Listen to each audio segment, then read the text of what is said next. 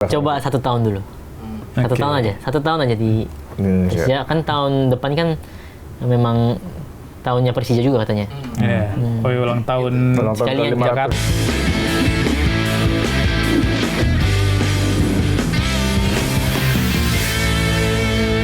Pelatih yang memang cocok sama dia, performanya bisa keluar banget kan. Karena juga ada banyak contohnya juga kan. Contoh di luar juga banyak lah. Bener. Eropa juga kan banyak sekali. Ya, misal kayak di MU lah, misal kayak Ramos Højlund kan di Rasmus Højlund di MU jelek, tuh pas pindah ke Napoli bagus. Terus ada siapa lagi pemain MU banyak loh. Banyak itu. Romelu Lukaku misalnya Lukaku juga kan. Pindah ke Napoli, ke Inter bagus, tapi pas main di MU jelek. Soal strike, JJ melihatnya seperti apa sih? Kan waktu itu sering strike itu jadi andalan coachin ya. Dan sering juga dibilang ini striker minim gol, striker nggak bisa bikin gol, strikernya kok mainnya ke belakang. Sebetulnya kelebihannya Rafael Strijk yang dilihat sama coach Shin itu apa? Kelebihannya. Kelebihannya. Jadi kita jangan ngomongin kelemahan, nanti dia kesel. Kok dibilangnya kelemahan ya? Kelebihannya. Biar dia percaya diri naik. Dia jarang hilang bola waktu itu memang. Jarang hilang bola ya? Iya, jadi tahan bolanya bagus. Tahan bola bagus. Dan memang sedikit malas bergerak. Malas bergerak. Mobilitasnya kurang waktu itu. Tapi dia push terus, dia bagus. Gila ya. Sebenarnya bisa, sebenarnya. Tapi mungkin mentalnya sedikit kurang baik. Jadi itu yang mungkin harus ditingkatkan maksudnya sama pelatih. Itu sih sebenarnya. Dan selain itu shootingannya juga bagus banget. Lawan Korea, lawan Bahrain golnya bagus. Tekniknya bagus ya. Iya, zonanya dia zona Son itu, Son. Oh iya. Dari kiri ya. Dari kiri nusuk terus gol. Nah, dia ada zonanya. Jadi setiap pemain memang ada zona masing-masing di mana shooting dia suka gitu kan, dan bisa bagus gitu. Nah, itu zonanya dia tuh di situ, dan ya dia shootingnya memang bagus, tahan bola bagus. Ya itu ya kelebihannya. Nah, itu tuh pelatihnya Dewa United bisa nyontek nih. Itu tuh contohnya begitu tuh. Dikasih tahu sama JJ tuh. Di Dewa juga jarang main kan? Di Dewa juga jarang main. Gitu ya? Iya. Bener, jarang. Kenapa ya? Dan bahkan belum golin di Super League ya, walaupun di Challenge League udah golin. Nah, makanya itu cara memaksimalkan Rafael Strijk. Nah, tuh dengar. Ya ini ketika timnas Indonesia gagal lolos Piala Dunia, pasti pecinta sepak bola tanah air tuh sedih ya. Sedih. Maksudnya asa yang pernah terbangun di era Coach Sintayong akhirnya pupus ya di tim kepelatihan terbaik ya. di tim pelatihan terbaik era Patrick Kluivert kan. Nah ini kan itu gagal setelah Indonesia dipastikan kalah 0-1 dari Irak. Nah JJ kan nonton langsung tuh di King Abdul Aziz ya, di stadion di Jeddah di Arab Saudi. Kelar pertandingan ada nggak sih pemain timnas yang hubungin JJ kayak curhat nih kita gagal lolos Piala Dunia, atau JJ malah sebaliknya ngasih support ke pemain atau gimana aja? Ada nggak, J? Enggak, sebenarnya sebelum mulai pertandingan ada yang iya, ada yang duduk di cadangan, tiba-tiba jadi ada chat. Kok dia bisa chat? Ternyata dia nggak masuk ke line up. Nah, ada juga, dan ya tapi setelah itu ya nggak terlalu ini sih. Kan kemarin ketemu sama Egy Asnawi sama Aran kan, sama Coach Shin. Itu cuman ya kayak reunian, makan bareng ya, cerita-cerita kalian gimana sekarang kabarnya, dan ya biasa sih kayak gitu. Dan setelah itu nggak ada pemain yang khusus kita chat-chatan, nggak ada ya. Nah ini kan tadi nyinggung Asnawi nih. Nah Coach Shin kan bisa dibilang salah satu pemain kesayangannya nih Asnawi nih. Nah JJ sekarang melihat Asnawi itu seperti apa sih? Maksudnya dia sekarang udah jarang dipanggil timnas dan sekarang juga lagi pemulihan cedera. Sebetulnya Asnawi ini pemain yang seperti apa sih? Kenapa disukai banget sama Coach Shin gitu? Kenapa disukain sama Coach Shin? Iya, sangat disukai Coach Shin sampai katanya waktu itu Coach Shin ngasih jalan dia ke Korea. Karena ya pertama memang di awal kita ketemu Asnawi itu Coach Shin kaget. Ada pemain yang kayak Asnawi. Kuat banget ya. Bukan masalah kuatnya, tapi dia kayak ngotot, memang ngotot juga. Tapi kayak nabrak aja gitu. Dia nggak lihat kiri kanan udah nabrak aja langsung. Wah ini gila, takut cedera juga kan masnya. Jadi ada pemain yang kayak gini gitu.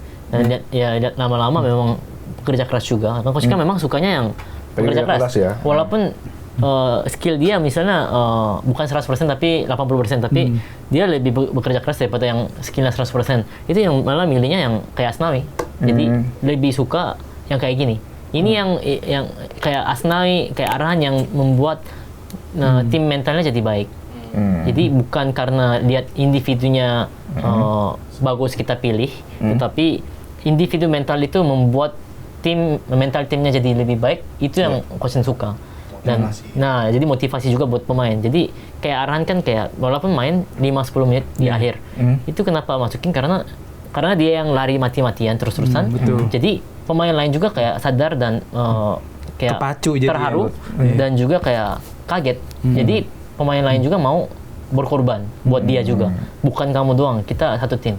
Jadinya membuat sinergi itu yang baik dari dia, dari mereka itu semua. Jadi itu ya. Berarti Asnawi juga memang di luar lapangan juga ya dia salah satu bisa membawa suasana tim lebih baik. Jadi bukan menilai pemain ini cuma di lapangan aja gitu. Ya, tadi bicara Arhan juga ya kelihatan kan Arhan ketika main di menit-menit akhir lawan Cina tuh langsung kontribusi saat itu ngasih umpan jauh dan akhirnya bikin gol via Tom Hai kan. Nah ini kan selain Arhan juga tadi sudah kita bahas sedikit soal Marcelino. Nah Marcelino dalam beberapa tahun terakhir kan mungkin dari era Coach Shin melatih timnas tuh udah abroad atau main di luar negeri aja. Pernah main di KMS Denze, terus juga di Oxford, sekarang di Trensin ya. Walaupun sekarang ya mungkin dalam waktu dekat bakal balik lagi ke Oxford karena kontraknya bakal habis di akhir musim ini bersama AS Trensin. Nah kalau menurut JJ, Marcelino ada baiknya tetap berkarir di Eropa dengan keterbatasan minit tampil yang didapatkan atau balik aja ke Indonesia tapi sering main dan bisa ningkatin kepercayaan diri, karena terbukti ada beberapa pemain timnas yang main di Super League kepercayaan diri naik banget karena di klubnya atau di Super League tuh sering main, contohnya Beckham ya, Beckham atau Jakob, itu kan pemain yang terbentuk di Super League ya, dan akhirnya sekarang jadi pemain andalan timnas. Percaya diri penting, tapi mungkin lebih nggak bisa ya, yang mana yang lebih penting, tapi penting juga suasana dan apa namanya ya, kalau misalnya di Eropa kan dia bisa belajar banyak sebenarnya daripada di Super League sebenarnya. Segi makanan, segi dari makan ya, mungkin makan, fasilitas juga pasti beda jauh, dan juga skill juga pasti akan lebih baik di Eropa. Dari teman-temannya bisa belajar juga. Dari pelatihnya juga pasti akan berbeda, lebih berkualitas pastinya. Ya itu sih sebenarnya menurut saya. Kalau menurut saya sih, kalau saya jadi Marcelino ya mungkin tetap stay di Eropa ya. Walaupun kan waktu itu kan jadi memang banyak perbincangan kenapa pemain-pemain bermainnya sedikit dipanggil terus gitu. Ke timnas, betul. Ya kayak termasuk Arhan juga kan waktu itu kan begitu ya. Tapi kan ditingkatkan di sini di timnas. Bagaimanapun pemain ini dibutuhkan sebenarnya. Jadi makanya karena mereka udah punya dasar apa yang mereka belajar di luar negeri. Jadi itu yang dibawa. Jadi dia bisa kombinasikan sama pelatih gitu maksudnya. Nah, jadi memang balik lagi ke pelatih sih sebenarnya. Pelatihnya mau apa enggak. Tapi ya waktu itu coaching kan ya pilih dan ditingkatkan. Bagaimanapun fisik mereka ditingkatkan, bagaimanapun ya dikontrol sebaik mungkin gitu untuk sebuah pertandingan gitu. Kalau selama JJ di timnas, pemain yang progresnya paling meningkat siapa Ji? Ada nggak dari era mungkin dari Rizky Ridho atau Beckham atau siapa Ji? Rizky Ridho ya. Oke banget ya. Iya. Itu kan, dulu saya masih ingat banget itu. Masih cungkring gitu badannya. Jadi waktu itu kualifikasi Piala Dunia sebelumnya. Oh yang 2022 ya. Di zonasi ya.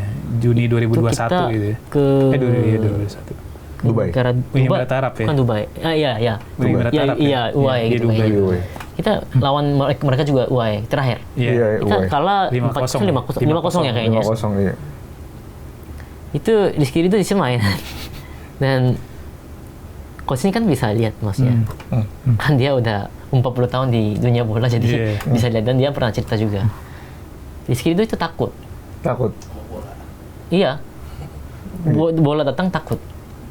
Dan bola datang dia selalu tutup mata pas heading. Terus artinya udah kalah duluan secara mental. Itu di situ semuanya, hampir semua pemain waktu itu begitu. Udah kalah duluan. Padahal UAE sekarang ya tingkat sekarang juga kan. Iya. Tapi udah takut duluan. Dan setelah selesai pertandingan, kita perjalanan ke Jakarta. Ya, coach Shin panggil dan cerita. Ya, dia takut kalah duluan sebenarnya. Gini. Ya udah, memang dikasih tahu terus tentang kayak gitu. Dan akhirnya sekarang, ya malah dia yang sekarang mimpin tim kan. Iya, kapten. Ya, progresif yang bagus sih. Dan cepat juga sebenarnya. Dan masih muda juga kan dia. Masih muda ya. 23-24 lah ya. Nah, itu udah gila sih. Iya, luar biasa ya. Bahkan rumornya di bursa transfer Januari mau ditukar sama Ragnar. Jadi Ridonya ke Dender, Ragnar ke Persija. Nggak jadi. Cuma nggak jadi karena apa gitu. Kalau kemarin kata Bung Akmal Marhali gitu. Tapi kita juga mungkin harus tahu ya, maksudnya ada pemain yang bagus banget di liga, di domestik liga kita.